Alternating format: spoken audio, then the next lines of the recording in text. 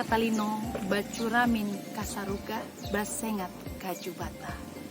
Penonton Morning Call GPIB, berjumpa dengan saya, Pendeta Rambu Ananiar Arab, Ketua Majelis Jemaat GPIB Menara Iman, Sekayam, Kalimantan Barat. Penonton yang terkasih dalam Tuhan Yesus Kristus, pada saat ini kita akan mendengarkan perenungan firman Tuhan. Untuk itu marilah kita menyiapkan hati dan pikiran kita, dan marilah kita berdoa meminta bimbingan Roh Kudus. Bapa kami yang di surga, aku datang padamu, Tuhanku yang maha murah, dengarlah sembahyangku, ajar aku pun mengikut jejak kaki Tuhanku, ajar aku selalu patuh pada Dikau Allahku. Amin.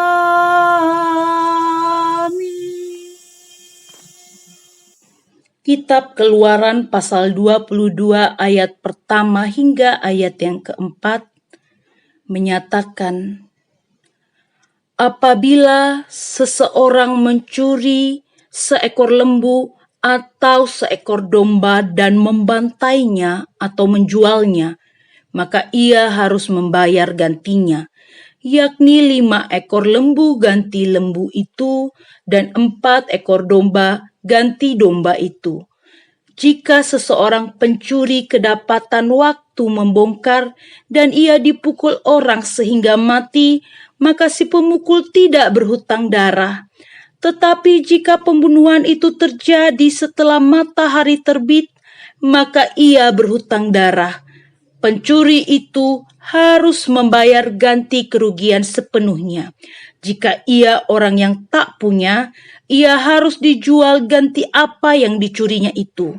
Jika yang dicurinya itu masih terdapat padanya dalam keadaan hidup, baik lembu, keledai, atau domba, maka ia harus membayar ganti kerugian 2 kali lipat. Demikianlah pembacaan Alkitab. Shalom, jemaat yang mengasihi Kristus dan dikasihi oleh Kristus. Bagaimana jadinya apabila di sebuah desa ada anggaran dana desa yang dikucurkan oleh pemerintah, tapi sangat disayang kontraktor yang dipercayakan untuk membangun suatu bangunan di desa dari dana desa yang telah dikucurkan pemerintah mentilap uang tersebut, sehingga bahan yang didapatkan bukanlah bahan yang sebenarnya dengan nominal yang diberikan dari anggaran dana desa. Tentu kita sebagai masyarakat atau kita sebagai sang pembangun akan merasakan kecewa karena dana yang dikucurkan tersebut tidak dalam nominal yang sebenarnya. Nah, berdasarkan hal inilah pembacaan kita pada saat ini mau mengajak kita bersama agar menghargai apa yang menjadi hak dari sesama kita atau kepemilikan dari sesama kita. Ibu bapak saudara jemaat yang dikasihi Kristus dan mengasihi Kristus, dalam ilmu sosiologi dikatakan bahwa manusia pada dasarnya hidup dalam suatu pranata sosial. Artinya segala tindakan dan perilaku senantiasa akan diatur dalam suatu tata cara atau aturan yang telah disepakati bersama dalam suatu masyarakat.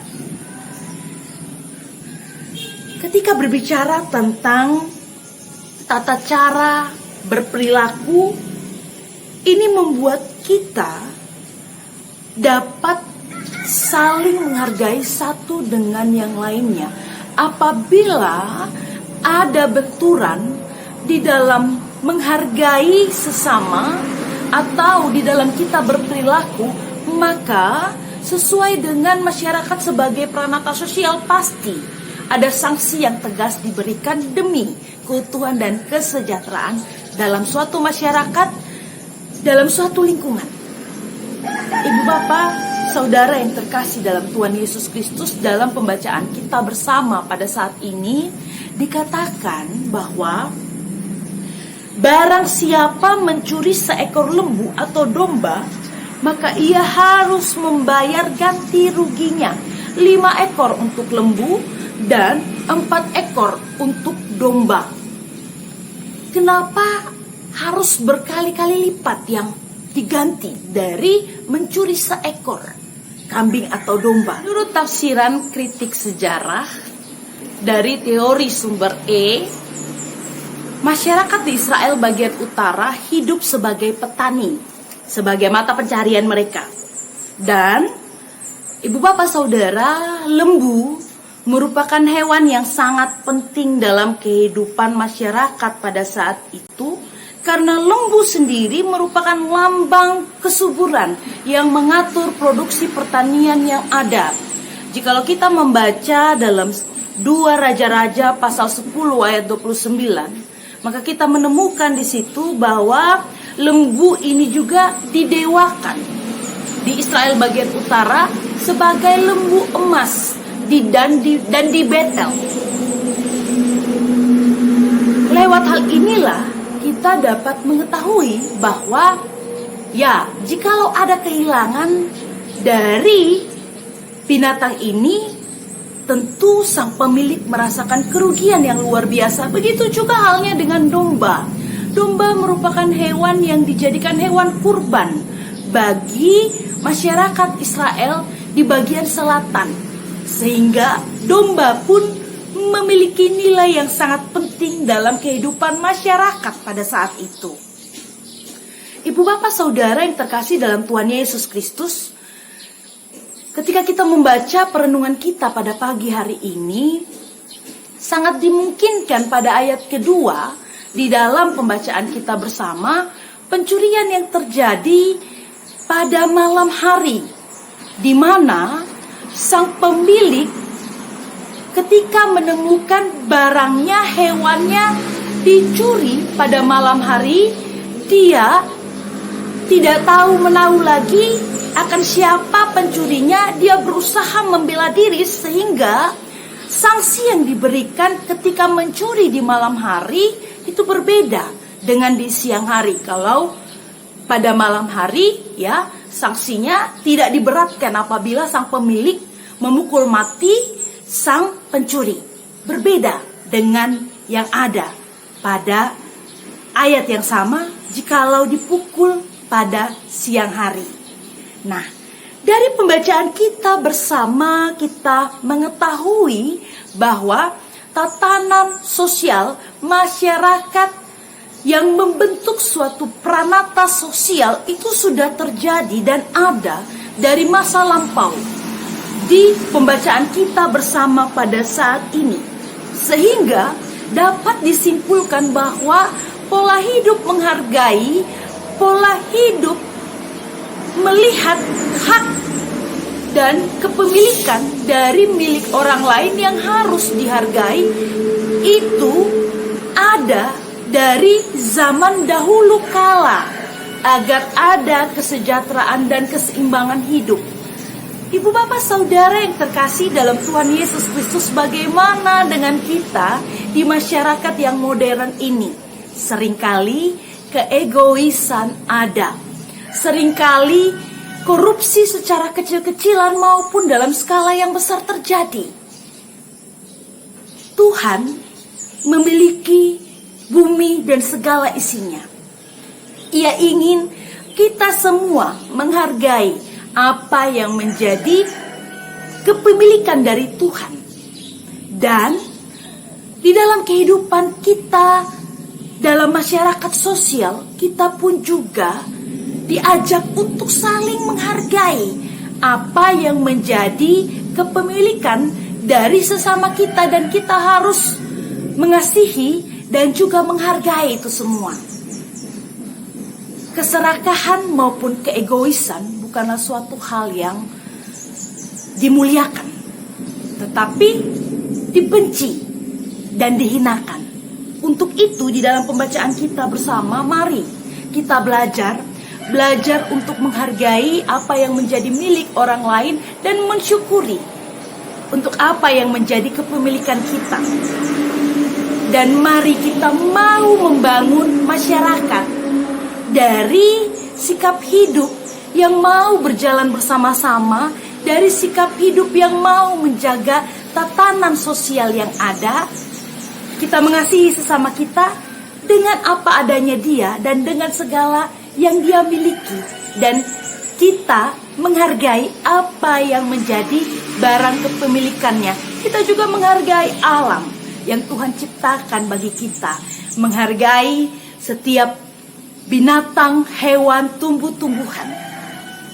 Karena lewat sikap hidup menghargai, damai sejahtera Allah ada di muka bumi ini. Lewat sikap hidup menghargai, kita dapat hidup bersama-sama dengan orang lain. Dan kita dapat membangun suatu masyarakat yang adil dan sejahtera. Tuhan Yesus Kristus memberkati kita semua. Amin. Jemaat yang mengasihi Kristus dan dikasihi oleh Kristus, Ibu Bapak Saudara yang mendengar renungan Morning Call pada pagi hari ini, mari kita satu di dalam doa penutup. Kita berdoa.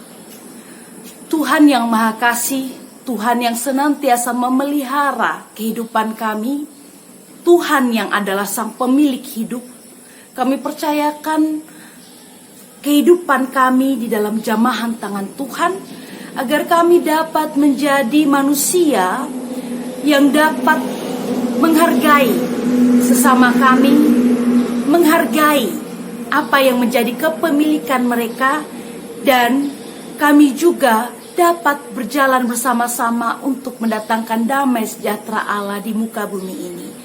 Tuhan yang Maha Kasih, Tuhan yang selalu menyertai kehidupan kami, kami percayakan kehidupan kami sepanjang hari ini hanya di dalam tangan kasih Tuhan Yesus Kristus. Pekerjaan kami dan rutinitas kami, Tuhanlah yang menjamah dan menjaganya, agar kami tidak menjadi manusia yang bersungut-sungut ketika kami bekerja dan berkarya. Begitupun juga, ya Tuhan yang Maha Kasih, kami mendoakan Majelis Sinode GPIB di dalam apa yang menjadi pekerjaan untuk membangun jemaat Tuhan. Tuhan saja yang senantiasa memberkati mereka dengan ragam karunia yang Tuhan berikan. Dan begitu juga kami selaku gereja-gerejamu, Tuhan yang senantiasa memelihara kehidupan kami, agar kami gereja-gerejamu bisa menjadi alat di tanganmu untuk mendatangkan damai sejahtera bagi dunia ini. Tuhan yang Maha Kasih, kami juga mendoakan untuk bangsa dan negara, untuk pemerintahan yang ada, agar para aparat pemerintah menggunakan wewenang dan tanggung jawab yang diembankan kepada mereka dengan bertanggung jawab, sehingga ada masyarakat yang adil dan sejahtera. Ya Tuhan yang senantiasa hidup di dalam kehidupan kami, keluarga kami, anak-anak kami serahkan semua di dalam jamahan tangan kasih-Mu. Orang tua, saudara bersaudara, pasangan hidup kami serahkan semua di dalam jamahan tangan kasih-Mu. Begitu juga ya Tuhan, bagi mereka yang pada saat ini terdampak virus corona dan mereka dirawat di rumah atau di rumah sakit, kami percayakan mereka semua di dalam jamahan tangan Yesus Kristus Sang Tabib yang agung. Begitupun juga bagi mereka yang sedang berada dalam keadaan sakit, entah apapun itu juga, Tuhan yang memelihara, Tuhanlah yang menyembuhkan. Ya Tuhan yang Maha Kasih, ada banyak sekali yang ingin kami doakan dan kami panjatkan di hadapan-Mu. Tapi kami tahu bahwa Engkau Maha Kasih dan Maha mengetahui kehidupan kami. Engkaulah Allah yang senantiasa menuntun kehidupan kami dan memberkati kami. Dan kepadamu saja kami serahkan seluruh doa dan permohonan kami. Ini kami ya Tuhan, kepadamu kami memohon. Amin. Demikianlah perenungan dari saya pada pagi hari ini. Tuhan Yesus memberkati kita semua.